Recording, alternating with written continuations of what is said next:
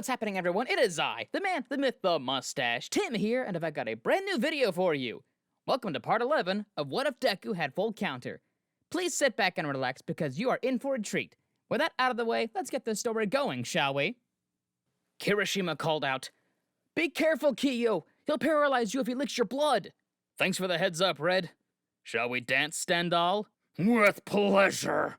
The Hero Killer and the Spitfire Hero danced together in perfect synchronicity. Each strike Stain attempted was either blocked by the fire gauntlets or missed entirely. Spitfire did everything he could to hit the Hero Killer. Each punch and kick came in strong and fast, but the length of Stain's katana made staying close too dangerous. Kiyo could only attack from a distance with his quirk and gauntlets. Not to mention, Stain moved far quicker than Kiyo had anticipated.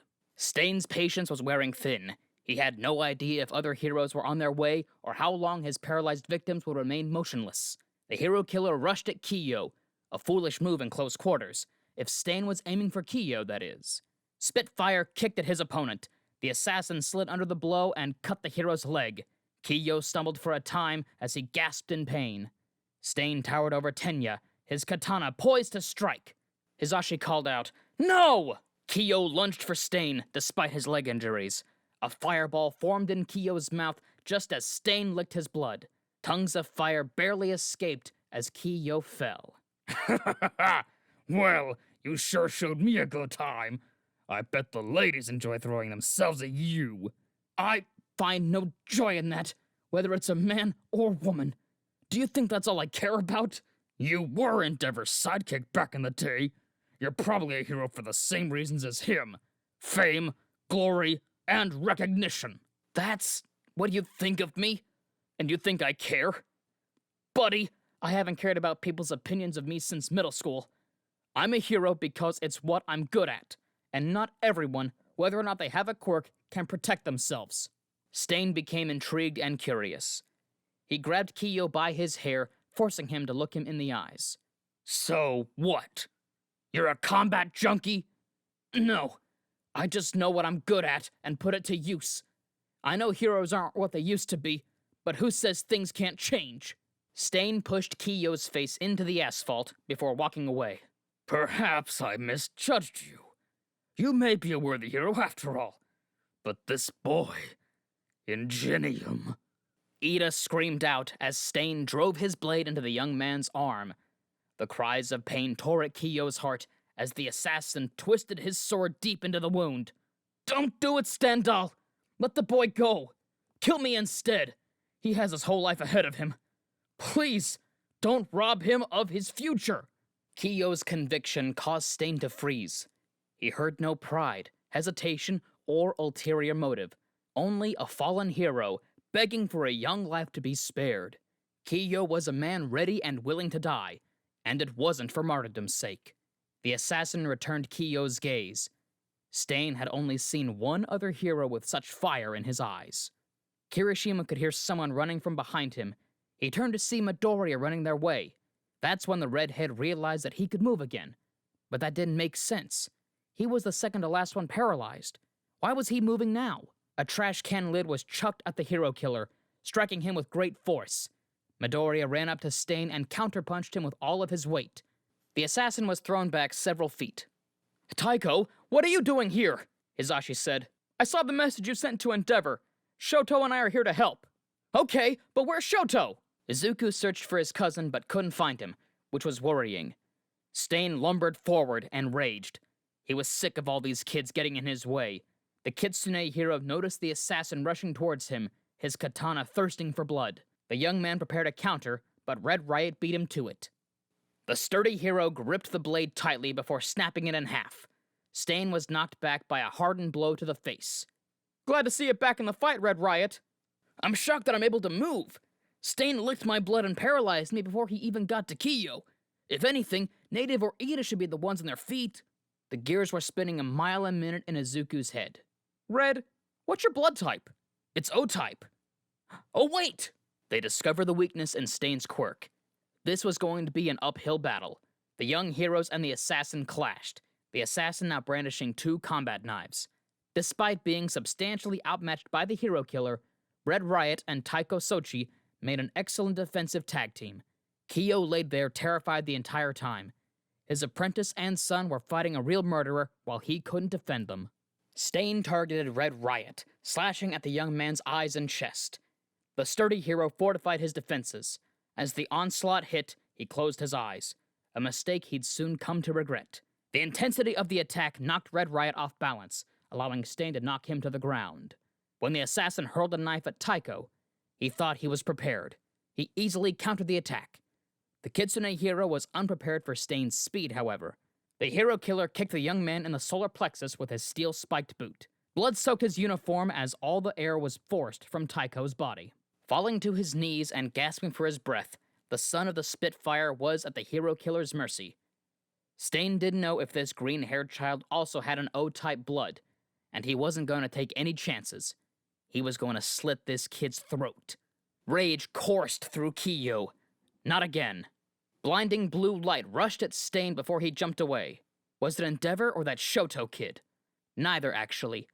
Leaning against the wall and his legs quaking under his weight, Kiyo was glaring at Stain. The Spitfire hero was fighting the paralysis. Oh, and for the record, I'm B-type. Stain was amazed and fearful. His quirk caused someone with B-type blood to have the longest paralysis time compared to others. How could Kiyo move if he was telling the truth about his blood type? His joints were like rusty hinges, and his body felt heavier than lead. Hysterical strength might have gotten him to his feet, but Kiyo wasn't sure he could stay standing. Red Riot took advantage of Stain's uncertainty. The UA student ran behind the assassin and suplexed him with all of his might. Stain's skull met the ground with a satisfying crash, breaking the pavement. Red Riot then checked on Taiko's condition. The martial artist was fine, more or less. He just needed to catch his breath. Ito realized that the paralysis had worn off after he had flinched after seeing the hero killer hit the ground. He peeled himself off the pavement quietly, which was rather tricky in a full set of armor. Movement caught the young speedster's eyes. Kiyo had fallen. Tenya moved to check on him. Are you okay, sir? Yeah, I'm fine. Just unable to move while my son and intern are fighting for their lives against an assassin. What about you? Those stab wounds look painful. I'll live, but I'll make sure Stain doesn't. Be careful not to choke on your aspirations, Tenya. Strike him down in anger, and he'll always be with you. Ida considered Kiyo's words. He didn't even think that far ahead. Would his peers, his brother, see him differently if he killed Stain? Now wasn't the time for hesitation. His classmates were fighting and needed his help. Ida ran off into battle. Stain's back was to him. The reborn Ingenium ran in, striking quickly to keep Stain off balance. The hero killer tried striking the speedster, but was countered by Taiko Shochi. Red Riot stayed close too, landing as many hits as possible.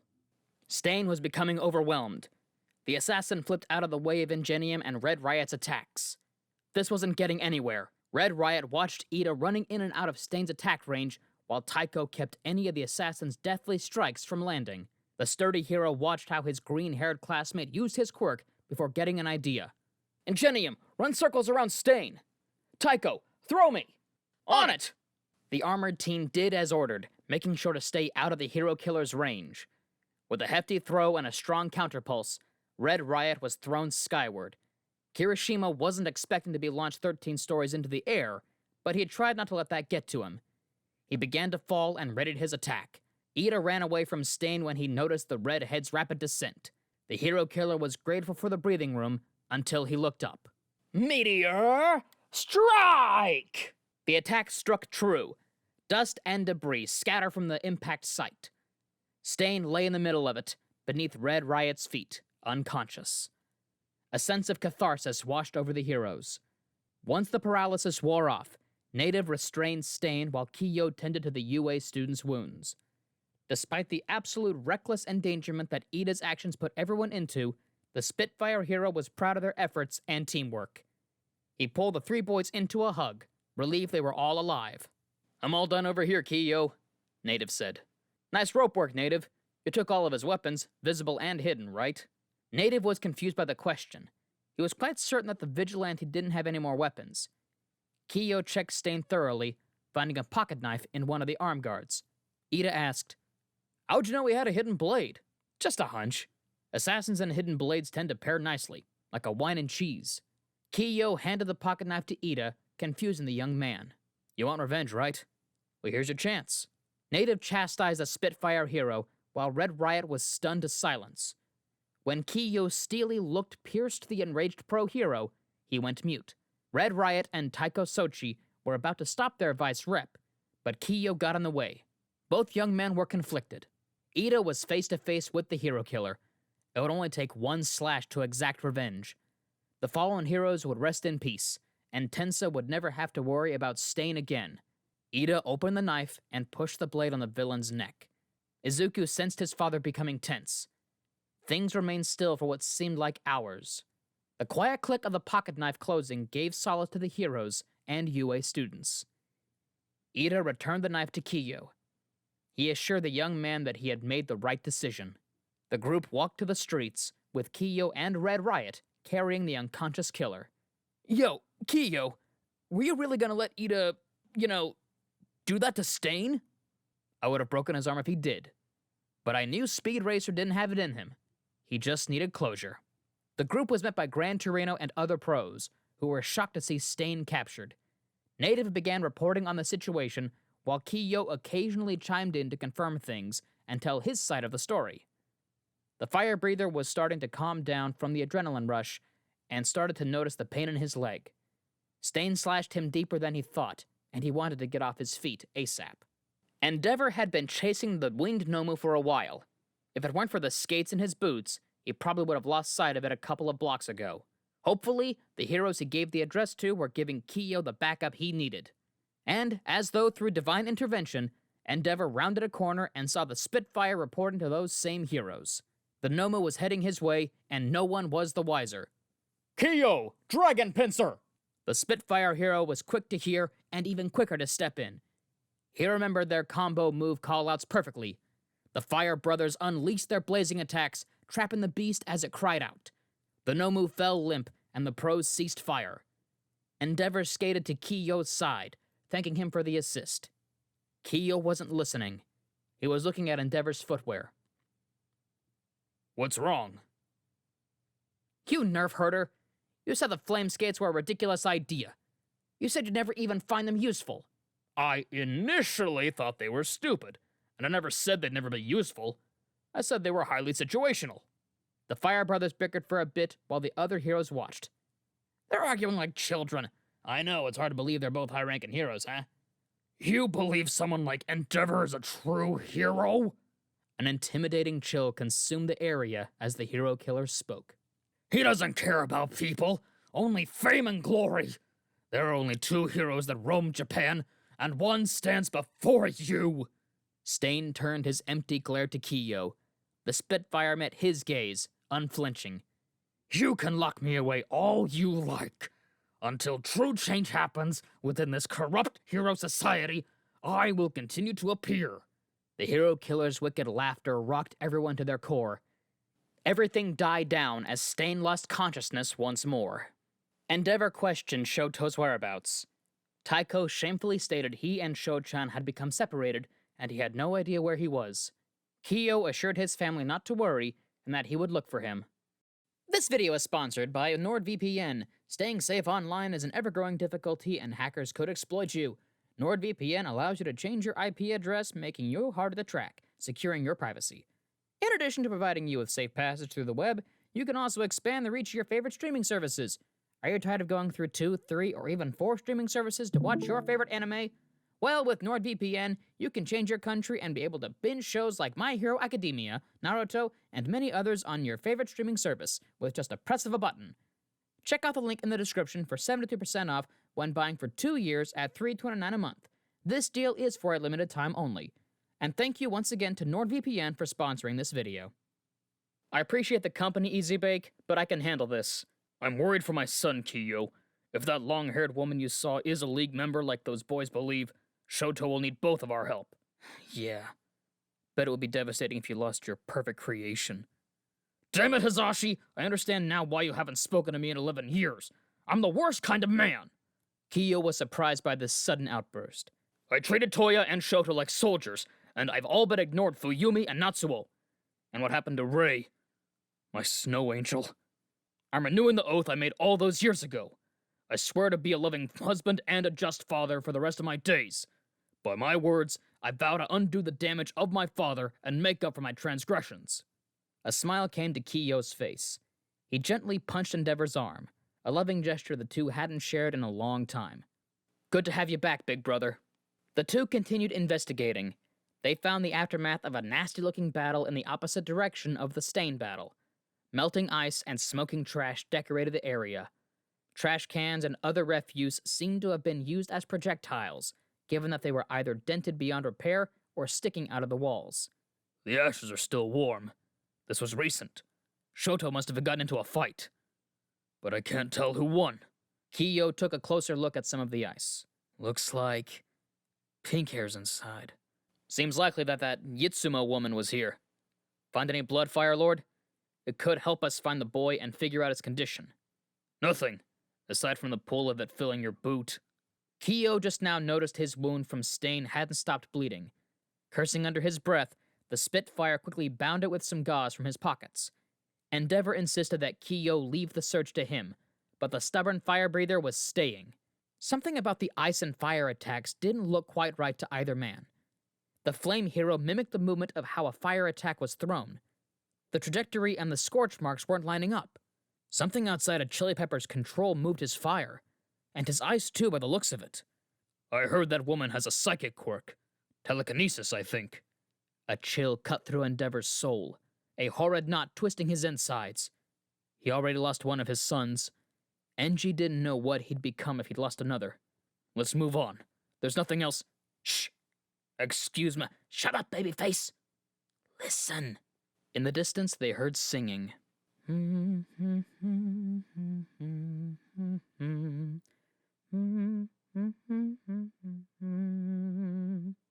The calming melody drifted around them, flowing from the rooftops. There was no fire escape on their side of the building, and it was much too tall for Kiyo to make it up there with his parkour alone. Catapult. Up you go! Endeavor flung his cousin as hard as he could. Kiyo clung to the wall, his fingers curling around the ledge. He dared to look up to find Yitsumi, floating cross-legged on the roof. Shoto was unconscious and hurt in her lap. Kiyo couldn't discern the extent of his nephew's injuries, but seeing him that way filled him with rage. Yitsuma didn't seem to have noticed him yet. Good. Kiyo withdrew from his perch. He had a plan. Yitsuma had always been a caregiver since she could remember. She loved helping Kurogiri improve his quirk and keeping Shigaraki calm and safe. Despite her villainy, she loved caring for others, especially children. That's why she had the UA student in her lap and was singing her lullaby. She may have had fun playing with the duo-toned teen, but she couldn't leave him unattended in his state. She would stay with him until he woke up or her brother arrived. The weather is lovely tonight, don't you think, hero? You're quite perceptive. I take pride in my silent mobility. I'm assuming you're here for this boy. I recognized him from the USJ, and how easily he thrashed our hired help. I wanted to see if he had what it took to play with me. Kiyo narrowed his gaze as his stance became more aggressive. He couldn't jump the gun on this one. He battled valiantly. I hadn't seen something that adorable in a long time. And he stated that I'd regret my actions while I had him at my mercy. Do you intend to carry out his threats? With every fiber of my being. Endeavor! Yitsuma turned around as an intense heat almost consumed her. She tossed the child aside to psychically defend herself. Kiyo caught Shoto while Endeavor did battle. The boy was starting to stir. Come on, Chili Pepper. Wake up. Kiyo patted his nephew's face to wake him. Blue and gray eyes opened, looking around confused and pained. Uncle? Hey, kiddo. Can you move on your own? Yeah. I think so. Good. Make yourself scarce while your old man and I take care of that witch. There wasn't a chance for Todoroki to object as Kiyo charged in. Firestorm, big man! Let's do it! Kiyo vaulted up Endeavor's back as the flame hero flooded the rooftop with fire. Yitsuma floated above the flames, but failed to notice the fire raining down on her. If she weren't psychic, this fight would have been a challenge. Shoto knew he had to run, but he couldn't take his eyes off the fight. He remembered seeing his father and uncle work side by side way back when, but seeing the fight in person, You wouldn't have guessed they'd split up in the first place. Fire and flames soared like dragons, while Yatsuma effortlessly threw them back at her assailants. She even slipped around the Fire Brothers in close quarters combat. It was during those moments that the villainess noticed something. Kiyo was being reckless again, getting closer to Yatsuma than he should. His wound caused his steps to falter. Fear shook Endeavor's heart when a length of hair seized Kiyo's throat. All combat stopped as Yatsuma lifted her catch over her head. The twisted smile and glowing marks on Yatsuma's face were visible to all in the moonlight. I'm sure you know what happens now. Certainly you wouldn't want anything to happen to your handsome friend here, right? The Spitfire struggled against her grip, but that only prompted her to squeeze harder. Shoto wanted to jump in to save Kiyo, but Endeavor impeded him. The Flame Hero's hands were shaking. Kiyo wasn't sure how long he'd last as the pink tresses snaked and constricted around his neck, but he had one trick up his sleeves. He aimed his fire gauntlets at the villain, fully intending to fire. But Yatsuma turned her gaze to him and he froze. Kiyo's fist unclenched as he reached for her. Then his vision went black as his body fell limp. Kiyo! A black mist appeared and Kurogiri stepped out. Neither of the Todorokis dared to move, fearing for their loved one's life. Sister, it's time to go. Playtime's over. That's all right, brother. This toy's broken anyway. She carelessly tossed Kiyo aside. The unconscious hero fell limp across the ground. Endeavor didn't bother pursuing the villains as they escaped. He and Shoto moved to Kiyo's side, trying to wake him. It hurt to breathe. Kiyo sat up quickly before his consciousness fully returned. He tried to inquire where the woman went, but only coughed. Endeavor explained what went down, but Kiyo wasn't fully listening. He was craving a cigar. A news reporter was commenting on the scene.